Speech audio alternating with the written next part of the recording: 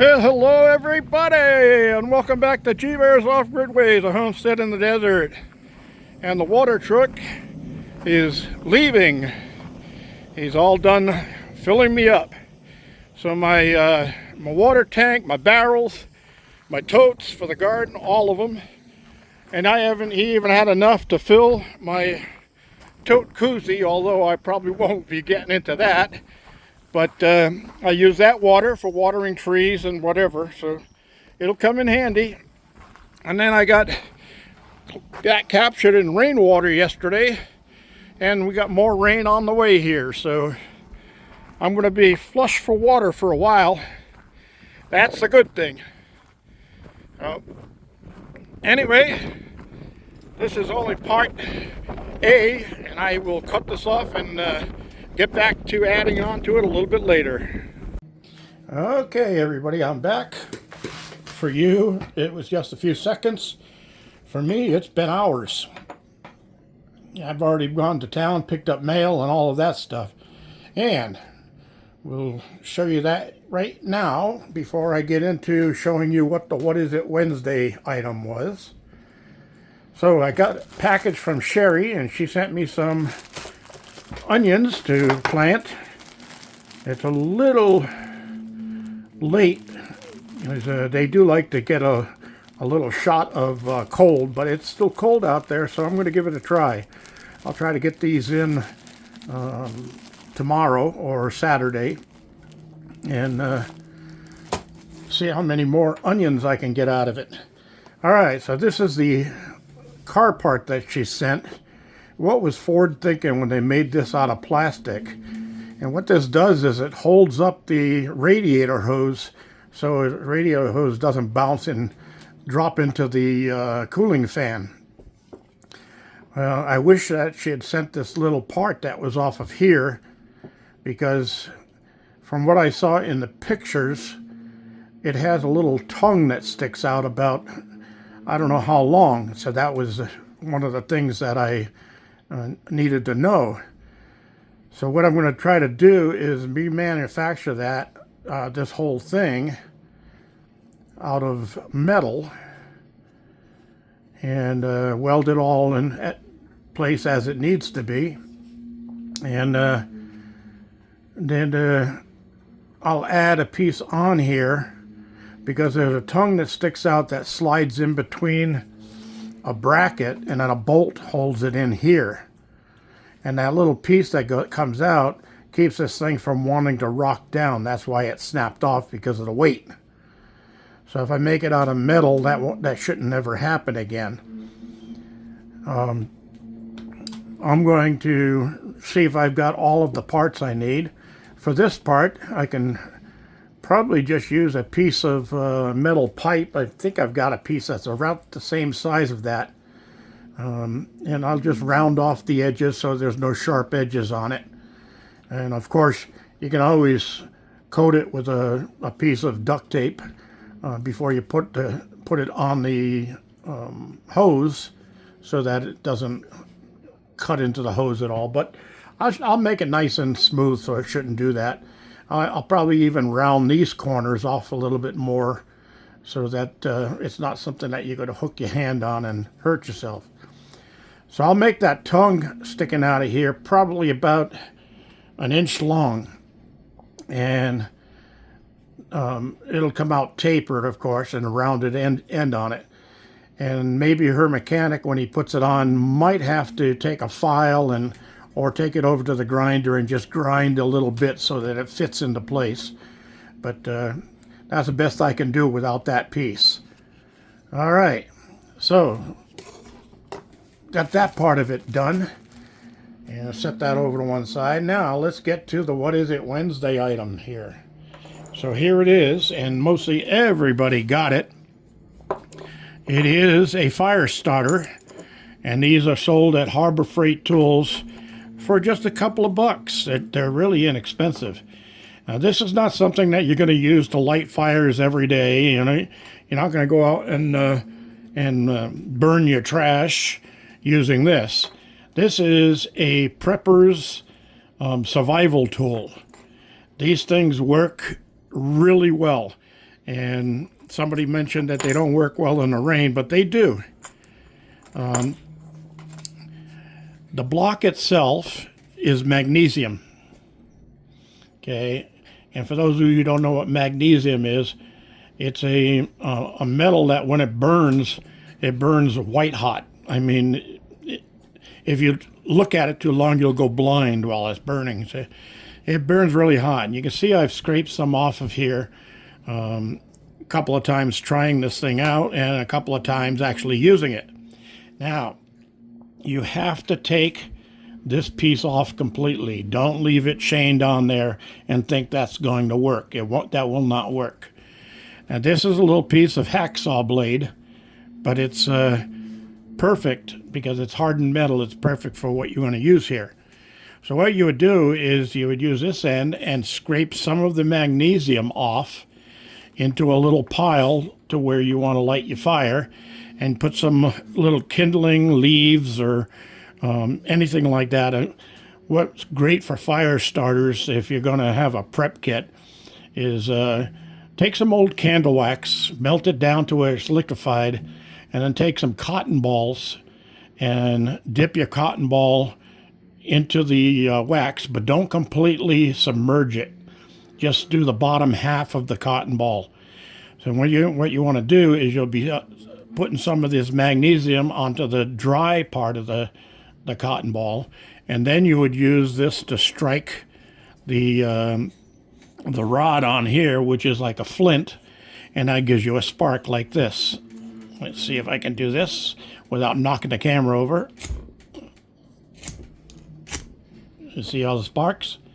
Okay, so you would aim that down at your starting elements, whatever you're using, and you strike that a few times. Now, I've also seen people use just regular Vaseline on a cotton ball and then put that inside of a pill case, or put a few of them inside of a pill case with Vaseline on the cotton ball.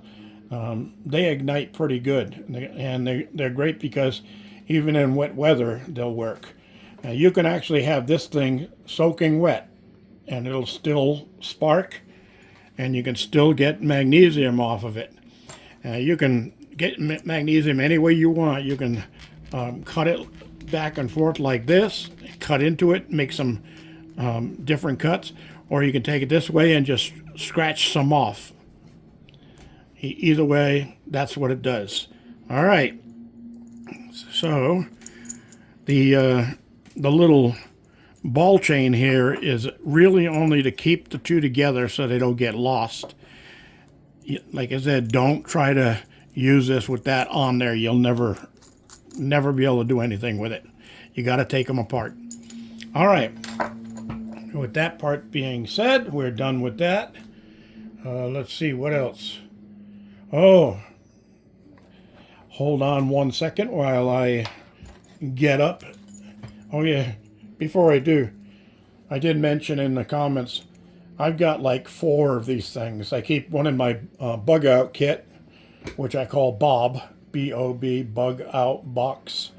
Okay, and I keep one in the van, because you never know. You're stuck somewhere and you need to light a signal fire or a fire to keep warm or something like that. It's always good to have one of these. And I keep one here in the cabin, so that's always available with me. Excuse me. I just finished eating one of those oranges over there, and I got a little piece of orange stuck in my teeth here now. Oh, there, I got it. Good. All right, so just hold on one second. I'm going to bring something else out here. Move that out of the way.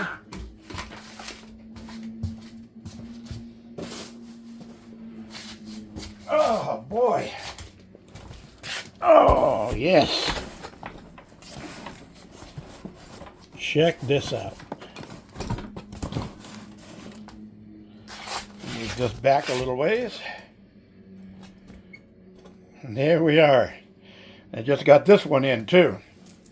And while I'm getting ready to open this one, I got contacted by another LiFePO4 battery company that wants to send me a LiFePO4 battery to review. So I said, yes, I'll do it. And we'll see what they've got. And they claim to have good batteries, so let's see. We'll give it the test and see what it does. And then I also got contacted by another company that makes solar-powered sprinkler control unit. It'll handle up to 4 different sprinkler control sprinklers. What do you call them? Groups.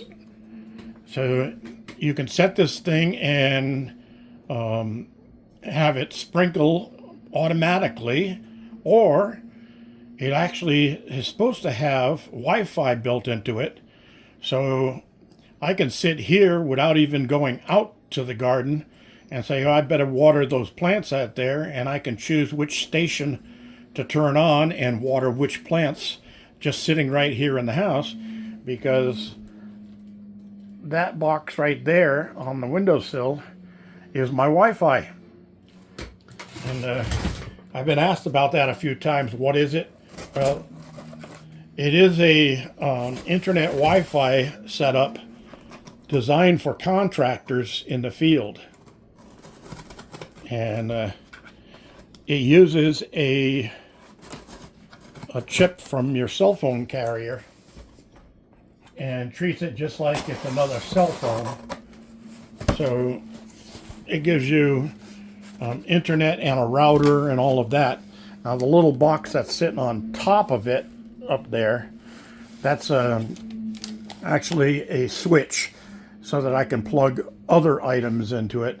And if I have people over that want to use the internet, they can just plug a wire into the switch and use a hardwired internet, which is faster than Wi-Fi. All right. So we got this cover open. Let's get turned back here again, and we'll open up the box. It's Christmas time in the city. So I ordered this paper special. Not just kidding. All right. So I'm going to throw that down on the bottom down here. It looks like they packed this pretty well. Wow. A lot of brown paper. All right. So let me lift this box out of this box. I'm going to take this behind so I don't knock anything over. Just for a second. Lift this box out.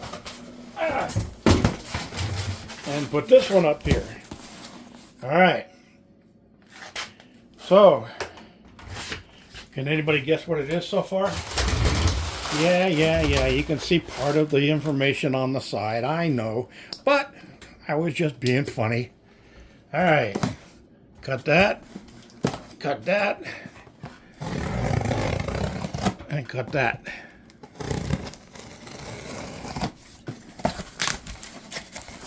All right. So, very well packaged. Hey, look, I got some battery cables. I guess that really gives it away, doesn't it? And they look like 2 footers or so. One red and one black. I wonder what that's for. What do those colors mean? All right, so got something else on the side over here. This box got opened up. What do we got in here? Oh, look at this. We have us a display. A nice display unit. And I can turn it off. I don't need it running now. Yeah, you gotta pull the tab and connect the wires and all that stuff. And then I got a wrench and some extra fuses and a little sticker with the name of the company on there. And this is the BAP series pure sine wave inverter manual. All right. So I'll be reading this in a few minutes. See what that's all about. Let me raise this up a little bit more. And let's see if I can get this out of here so we can get a look at it. This is There's the communication cable for that display unit. This is going to end up in my van to replace that cheap Harbor Freight one that I have. And we don't need this box anymore. And here it is, the belt TTT. All right, the belt TTT. Work status information on here, what the numbers all mean. Input 12 volt DC, output 2000 watts with a 4000 watt surge, pure sine wave inverter. All right, so it has a ground lug on this side for grounding it, and I guess I'll ground that to the van because it's not going to get grounded to earth ground. Otherwise, I'd have to have a long ground wire dragging around behind me. All right, so on this side, it's got its display, and here it's got line and neutral and ground. So this is for hard wiring into an electrical panel, which is exactly what I want to do with all the added stuff that's the added receptacles and lights and that stuff that I have in the van will go into here, and then I'll still have 3 plugs here. Now this is a 20 amp. These two are 15 amp, and this is a 20 amp. So that one that right there, and this is 20 amp. But this 20 amp right here, I can run power tool off of that with no problem. This little plug here is where the communication cable goes. And then I've got a USB port here that I wanted to make sure that I had on this. And there's an on-off button right there. I'm not sure what that's for, but I'll find out when I read the instructions. All right, so this looks like a pretty nice little unit. It looks like it's well built, and it's got some good reviews on it. So I'm hoping that this is going to actually work a lot better in the van for what I need, because I'm itching to get out and do some gold prospecting. Goldfinger. All right. Anyway, that's what I have here, people, and I will be getting to installing this as soon as the weather breaks a little bit. We're dealing with high winds out there, and it is cold, but it's always cold after it rains. And let me show you what we've got here. All right, 44 degrees. So there's definitely a wind chill factor involved, because wind chills only work below 50 degrees and below. So with 25 mile an hour winds and a 44 degree outside temperature, with the wind blowing, that makes it feel like, I would say 32, 33 degrees, somewhere in there. That feels around freezing outside. Hell, 1/100th of an inch is all I got here in showering today, on-off showers.